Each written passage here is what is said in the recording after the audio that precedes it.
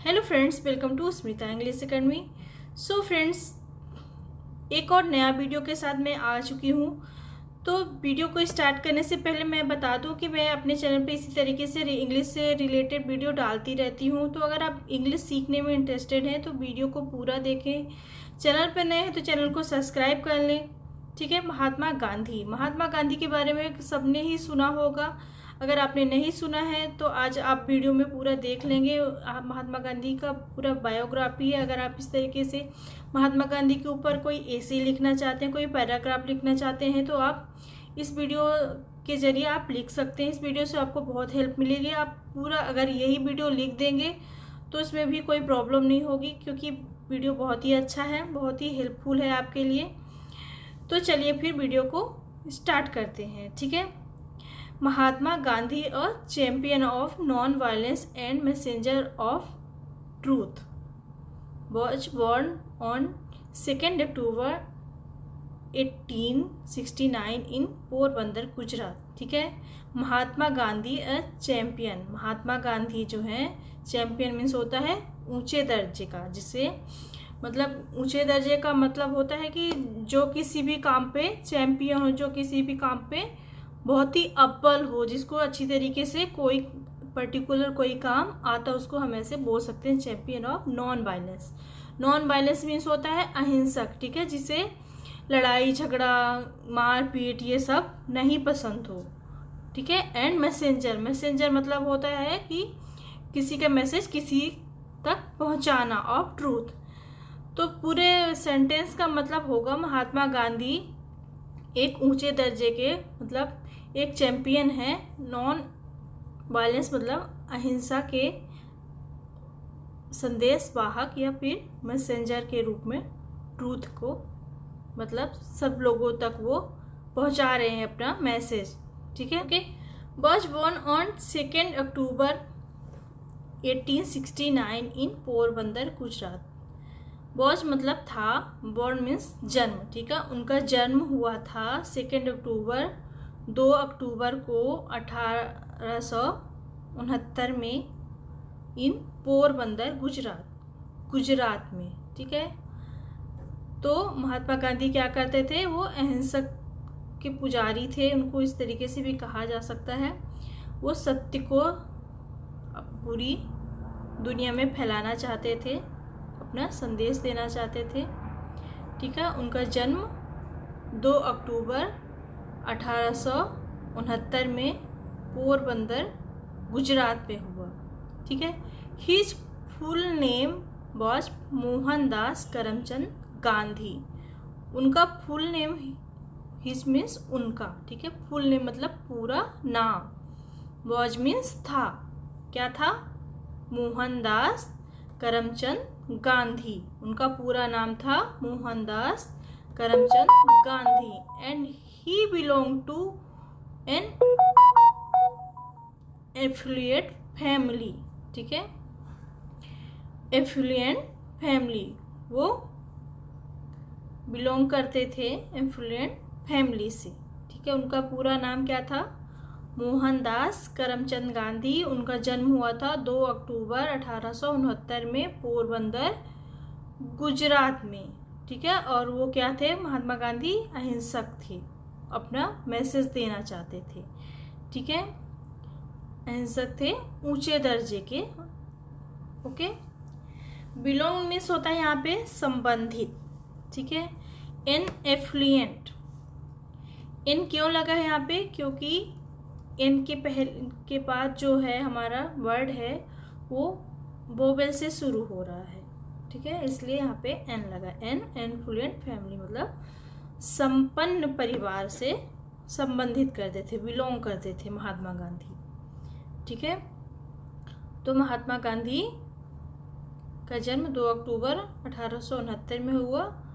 उनका नाम पूरा मोहनदास करमचंद गांधी था और वो एक संपन्न परिवार से संबंधित थे। Belonged to an affluent family. ठीक है। बिलोंग मीन्स संबंधित, एफ्लुएंट मीन्स संपन्न, फैमिली मीन्स परिवार। ठीक है। आई होप आपको अच्छी तरीके से समझ में आ रहा होगा। And he was a good student, बहुत ही ईजी सेंटेंस है, अगर आप अच्छी तरीके से पढ़ेंगे तो ज़रूर समझ में आएगा। He was a good student, he was मतलब वह थे, गुड मतलब अच्छे, स्टूडेंट मतलब होता है विद्यार्थी। Okay, with a shy nature, ठीक है। विथ अ शाय मीन्स होता है शर्मीला, ठीक है। शाय मीन्स क्या होता है, शर्मीला।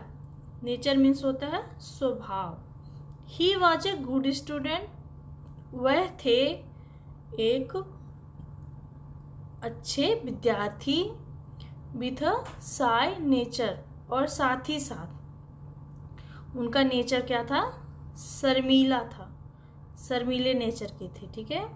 शर्मीला हम उसे कह सकते हैं जो मतलब बहुत ही ज़्यादा बात करना पसंद ना करता हो, कहीं बाहर जाए तो वो चुप रहना ज़्यादा पसंद करता हो, किसी के सामने अच्छी तरीके से खुल के बात ना कर पाता हो, उसे हम शर्मीला या संकोची व्यक्ति कहेंगे, ठीक है। उनका नेचर जो था महात्मा गांधी का इस तरीके से संकोची स्वभाव का था, उनका नेचर स्वभाव था उनका महात्मा गांधी का, ठीक है। नेक्स्ट है एज ही ग्रीव अप, जैसे ही वो बड़े हुए। ग्रीव मतलब ग्रो होता है ना, ग्रो का सेकेंड फॉर्म ग्रीव, ठीक है। एज ही ग्रीव अप, जैसे ही वो बढ़े हुए, ग्रीव मतलब बढ़ना, ग्रीव अप मतलब आगे को बढ़ना, ठीक है। He went to England to study law and soon become a barrister, ठीक है। जैसे ही मतलब महात्मा गांधी के बारे में बोला जा रहा है, यहाँ पे प्रोनाउन का यूज किया जा रहा है, ठीक है। जैसे ही वो बड़े होते हैं, ही वेंट टू इंग्लैंड, वो कहाँ जाते हैं, गए मतलब, वेंट मतलब गए, ठीक है, England. To study law, study मतलब पढ़ाई, लॉ मीन्स कानून, ठीक है, कानून की पढ़ाई के लिए वो कहाँ गए, इंग्लैंड। एंड क्या है, and soon he become a barrister, become मतलब बनना, ठीक है। यहाँ पे बिकम है मतलब बन गए, ठीक है। बिकम अ बैरिस्टर, वो क्या बन गए, बैरिस्टर बन गए। He went to England to study law, वह गए इंग्लैंड, स्टडी मीन्स पढ़ाई करने के लिए, लॉ मतलब कानून की, तो वो इंग्लैंड गए कानून की पढ़ाई करने के लिए। एंड सून, और जल्दी ही, become a barrister, become means बनना, ठीक है, या बन गए, और बैरिस्टर, वो जल्दी ही बैरिस्टर बन गए, ठीक है। बिकम मीन्स होना भी कह सकते हैं आप, और बनना भी कह सकते हैं, तो बिकम के दोनों अर्थ होते हैं, होना और बनना, ठीक है। तो यहाँ पे होगा बनना। When he returned to India, when मतलब जब, ही मतलब वह, रिटर्न मतलब, रिटर्न का सेकेंड फॉर्म रिटर्न है, टू इंडिया, जब वह इंडिया आए, रिटर्न मतलब वापस आना, ठीक है, टू इंडिया मतलब भारत, जब वह वापस आए भारत, ठीक है। यहाँ पे बैरिस्टर का मतलब मैं बताना भूल गई थी, वकील, ठीक है, वो क्या बन गए, वकील। When he returned to India, जब वे रिटर्न वापस आते हैं भारत, ठीक है।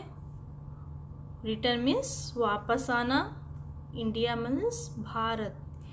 He began practicing law, okay, at the Bombay High Court.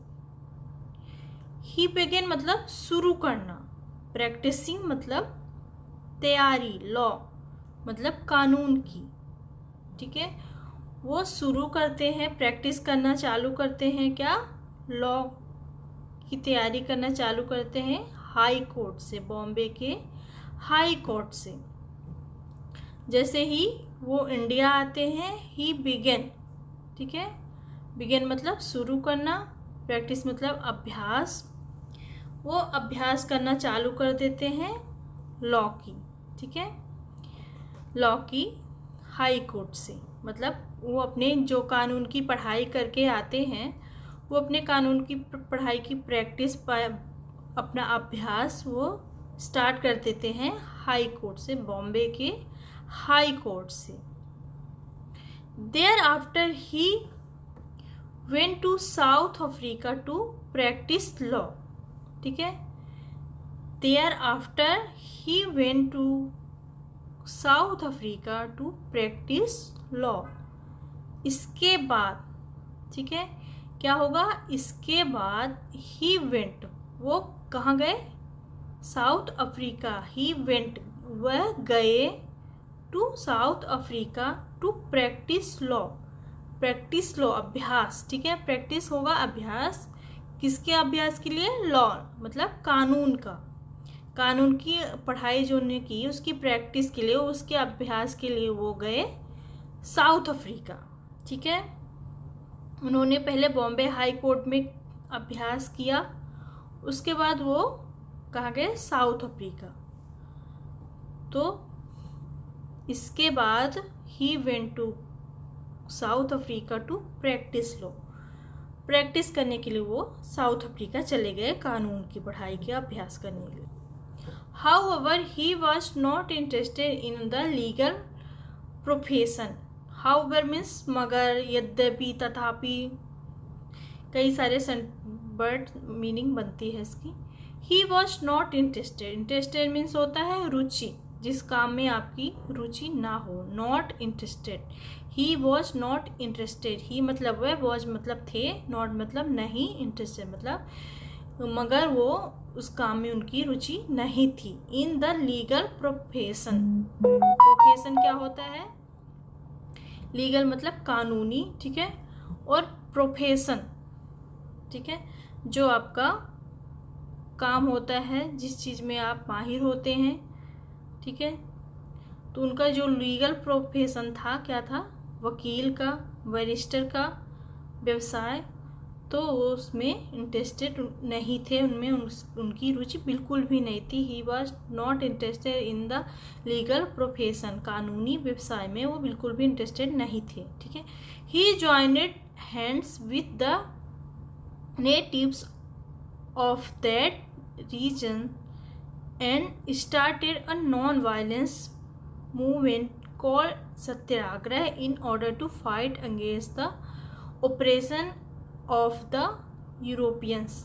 ठीक है, ही ज्वाइंट, ठीक है, ही ज्वाइनेड मतलब जुड़ना, ज्वाइनेड मतलब होता है जुड़ना, वह जुड़ गए, हैंड्स, ठीक है, उन्होंने हाथ मिला लिया या फिर हाथ, ठीक है, हैंड्स जुड़ना, विथ द मूल निवासी। ठीक है, नेटिव से मतलब होता है मूल निवासी, वहाँ के जो मूल निवासी थे। मूल निवासी को हम इस तरीके से कह सकते हैं, जो मतलब जैसे हमारी बब्बा लोग रह रहे हैं, पापा लोग रह रहे हैं, फिर हम लोग रह रहे हैं, मतलब वहाँ के मूल निवासी ऐसे कहा जाएगा कि वहाँ के वो बिल्कुल मूल निवासी थे।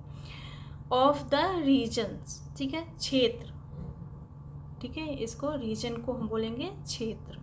वो उस क्षेत्र के जो मूल निवासी थे उनसे वो जुड़ गए। He joined hands with the मूल निवासी of that region and started a non violence. ठीक है, और स्टार्टेड मतलब शुरू किया, महात्मा गांधी ने क्या किया, शुरू किया नॉन वायलेंस। ठीक है, नॉन वायलेंस मूवमेंट कॉल्ड सत्याग्रह। ठीक है, तो महात्मा गांधी ने शुरू किया अहिंसा के प्रति।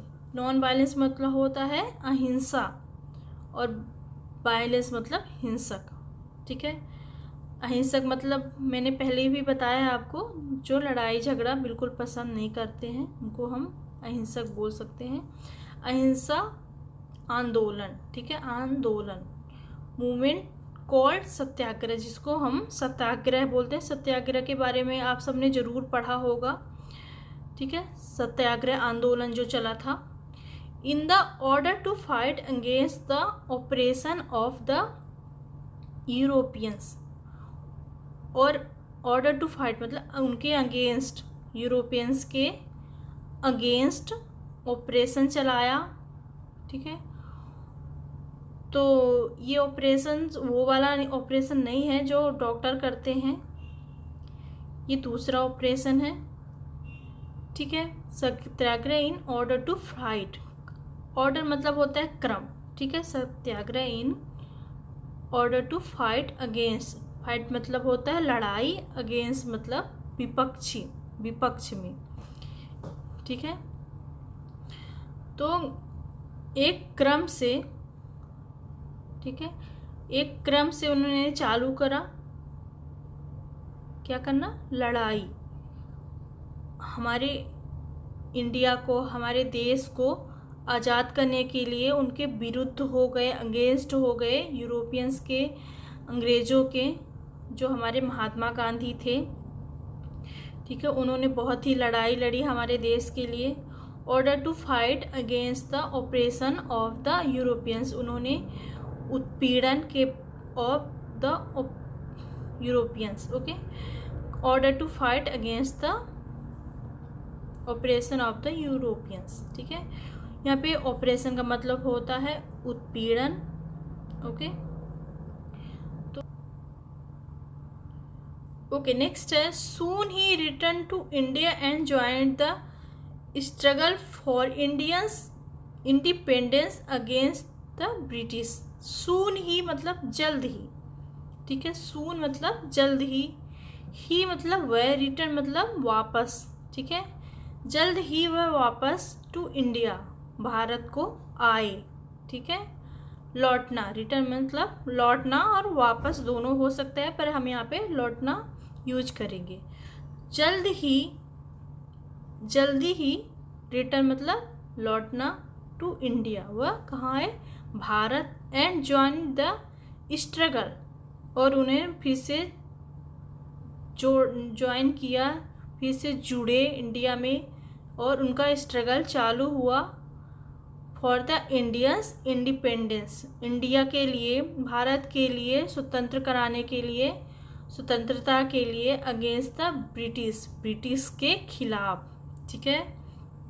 तो जल्दी ही वह वापस भारत आए और अपना संघर्ष चालू करा ब्रिटिश के खिलाफ, भारत को स्वतंत्र कराने के लिए।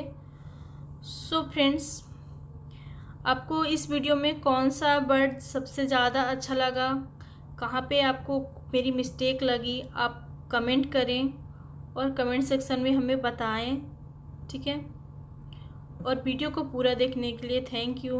और कुछ यहाँ पे वर्ड हैं जिससे आपको सेंटेंस बनाने हैं। पहला है मैसेंजर, ठीक है।